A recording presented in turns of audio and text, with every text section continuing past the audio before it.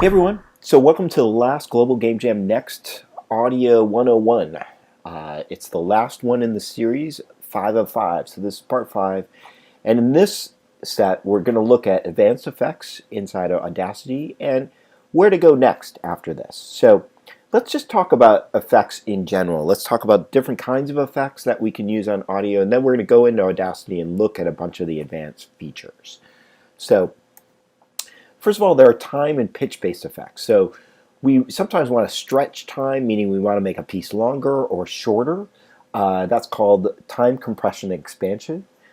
In games, sometimes we have this thing called Doppler shift. Doppler shift is this physical phenomenon when if a train is going to pass by me and I hear the sound of the train go pew, like, and the pitch goes down, that is related to how air travels and sound travels through air.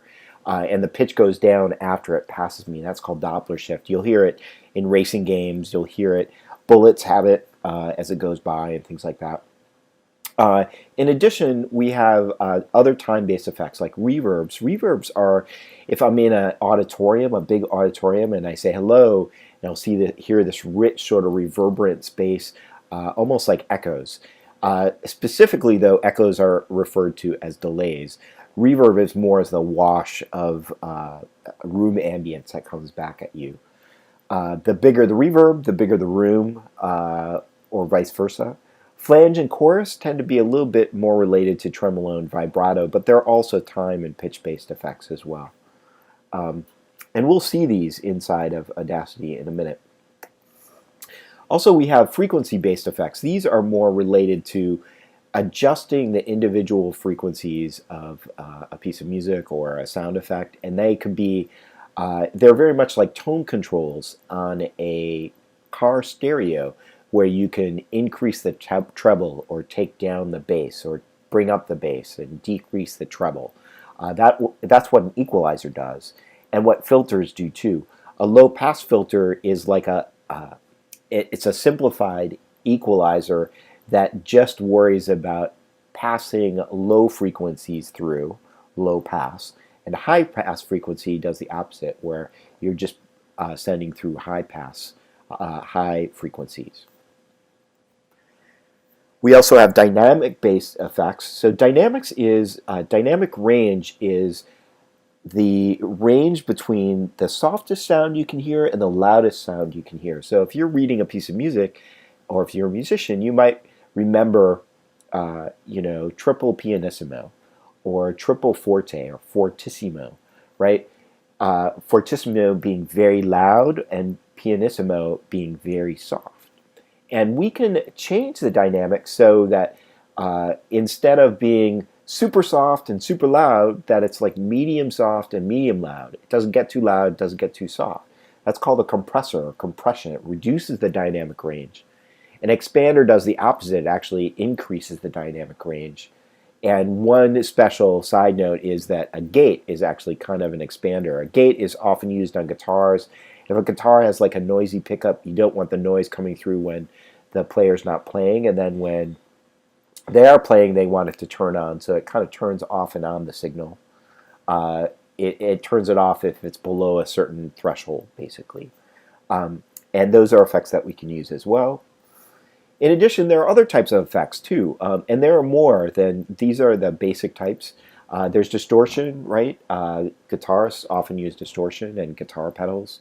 There's also other more sophisticated types of noise reduction, like RX, and there's actually a noise reducer inside of Audacity too, and we'll kind of check that out. So let's take it for a spin. Let's go ahead and head over to Audacity, and here's Audacity, and I found a crazy piece of music that I wrote a long time ago for a game called Egg versus Chicken, and yes, it was about, actually, I think this was from, yes, it was about eggs versus chickens. It was a long time ago with crazy chicken noises in it. So you'll get to hear that in a minute. We'll try out some of those other kinds of effects. Under the Effects tab, we can see all the different effects that are built into Audacity, and we'll kind of go through them and check them out. So Amplify will increase the volume or take the volume down. So there are multiple ways to do that within here, but what I'll do first is sort of select everything, Command A, and then go ahead and I will amplify it, but instead of increasing it, I'll bring it down. And so let's bring it down by, say, 25 dB, like that. So it's very much quieter, and I play it. You barely can hear it, and I'll undo that, and now we hear at normal volume. So that's the first effect. Auto ducking relates to, frequently in a video game when you're playing, you might hear dialogue, and if the music's turned up too loud, then it may be hard to hear that dialogue. So a lot of times what they do is auto duck, meaning turn down the music when the dialogue is speaking. That's called auto ducking. And the parameters for that, you need a control track. I only have one track, so a control track wouldn't, so I'd need that track to actually make it work. So I could import some dialogue to make that work, but basically that's what that effect is for. It's to actually turn down the audio when the voiceover's on. Bass and treble, these are equalizer effects and filtering effects. And if we want to, we can increase the bass by a lot. 8 dB. Now I have much more bass in my track. You notice too that I also distorted the track by doing that. Sometimes when I apply effects, I need to do the opposite. So the other thing to do, like if I want more bass in my track, if I increase the bass, I'm going to overload the channels, and we'll hear that distortion. But the other way to do it is, why don't we, if we want to increase the bass, if we take down the treble, it's the same, it's similar to increasing the bass, right? So if I take down the treble, I'm going to lower that waveform. I'm not going to overload it, and we'll hear more bass.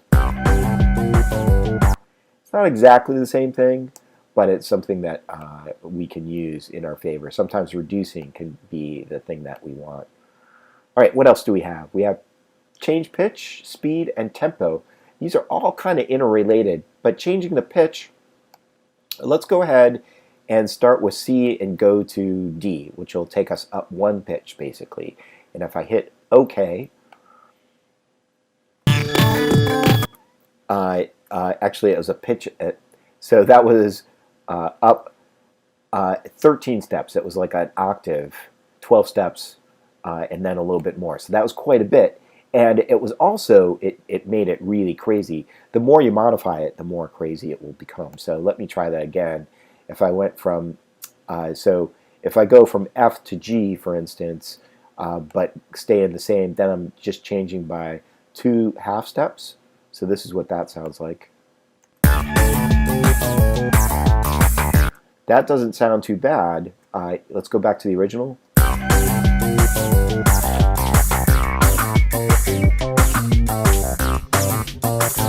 And maybe I just want to do it for this like second part. Let's say here to here. So I'll take this section, I'll select it, and then go ahead and change the pitch of that. So I'll do the same thing, F to G. So now we'll go from one key over here.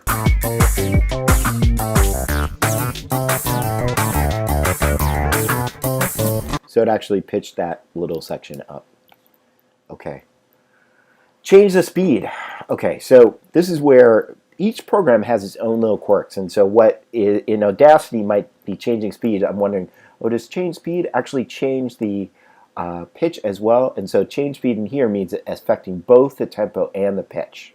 So if I do a percentage change, like I'm going to do 50%, was it 0.5? I don't know. We'll do 50% and hit OK. So the whole file is going to be half as slow.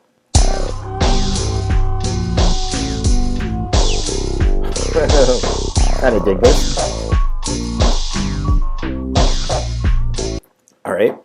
So that's change speed. I like change speed a lot. Okay, change tempo. Now this changes the tempo without changing the pitch. So if I want it faster, I'm going to do quite a bit faster, but it's not going to change the pitch. I'm going to hear, if it changed the pitch, I would hear less artifacting or less kind of noise. But here we go.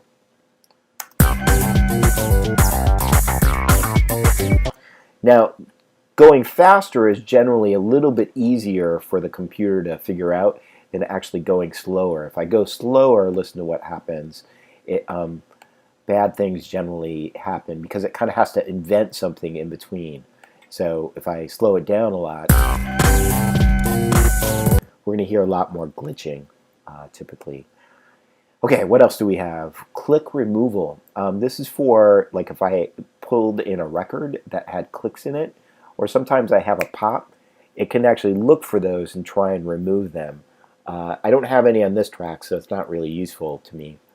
Compressor, that's where we actually reduce the dynamic range. We take triple forte and bring it down to like mezzo forte.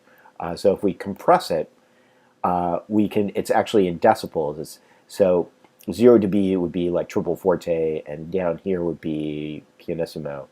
And what I can do is once it gets above a certain amount, like it brings it up, once it gets above a certain amount, it starts to reduce the dynamic range. This piece is mostly mezzo forte the whole way through, so it wouldn't really matter on a piece like this. Sometimes on pop music they like to use compressors to get a specific type of pop sound, but we don't really need to do that with this piece. What else do we have? I want to get to the backwards effects. All right, let's get to distortion. This is their version. There's multiple ways to distort. They have a couple different ways to distort. I'm going to do hard clipping in here. And I'm going to do the clipping level.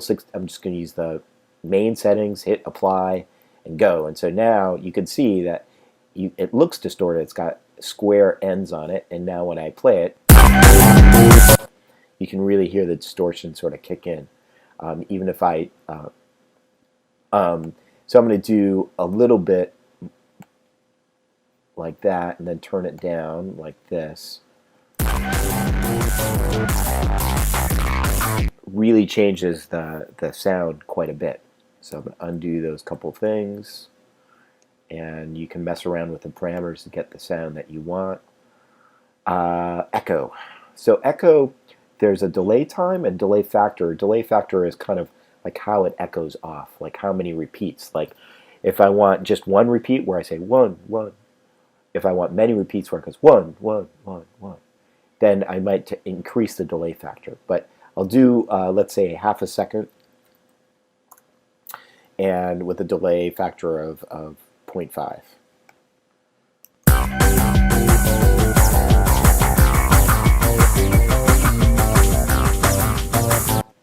So you can hear that delay in there. That's similar to reverb, and we can actually probably go to reverb right away. Reverb, though, is a little bit different. I can preview that. Not specific echoes. It's not like 1, 1, 1. It's more like a wash of all these echoes coming back at me. So I can increase the room size a lot and the reverberance a lot and get much bigger room, like I'm in a cave or something. So that can be an effective way to kind of make some cool effects. All right. Let's see, equalization is the next one, where we can actually draw in the graph how we want it. We can add, let's see, we can draw in curves or make a graphic EQ where we actually bring these in like this. Let's see, let's go back to draw. Oh, and it allowed me to draw the points. That's cool, like that. So I can draw in, and these are the low frequencies over here, high frequencies over here, and you can adjust that. If I hit OK, it's going to sound pretty weird. That's kind of a little bit telephone-like. Actually sound better, I think. All right. Let's see. Invert kind of reverses the fade in and fade out are fairly obvious. Invert, you probably won't use that much. It relates to whether the signal is going up first or down first. You wouldn't hear it if I switched it. Noise reduction. It has a noise reduction in it, and you can get a noise profile, which means that kind of looks at a piece of it and then says, oh, I know what your noise sounds like, now let me get rid of it through the rest. I would say this is generally, I mean, it's not great. It might help, and it's free. There are some better tools that are expensive. Most of the noise reduction tools are expensive for a reason, because it's hard to do this. But in some situations, you might be able to get rid of noise using the noise reduction plugin inside of Audacity. All right, normalize. Normalize means that it's going to take your quietest, so I'm going to show you what this does. This is kind of useful. I'm going to basically change the amplify down to -25, like that. And what it's going to do, what normalize does, is actually measure the distance between the highest peak and the maximum volume, and then amplify it by that amount. So basically what I'm doing is kind of maximizing the peak, and that's done through normalize. And I'm going to normalize up to -1 dB, and that will sort of bring me back up to where I was before. All right, we're getting through this. Nyquist prompt. A Nyquist happens to do with frequencies. I'm not going to get into that because I'm not an expert on that. Paul stretch sounds like a guy named Paul made a stretching kind of thing. Stretch factor, I don't know what this is. I'm going to preview it.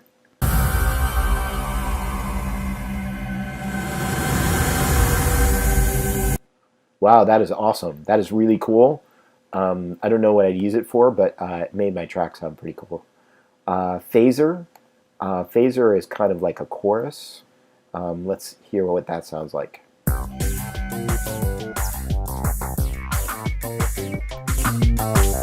Yeah, it's like a kind of effect that places on it. Repair, I'm going to ignore for now. That can help repair some things that get messed up sometimes. Repeat, I don't know what repeat does. Let's preview it. Oh, I think it actually repeats this at the end. You're welcome to check that out. Reverse, my favorite plugin, because it reverses everything and makes everything sound cool.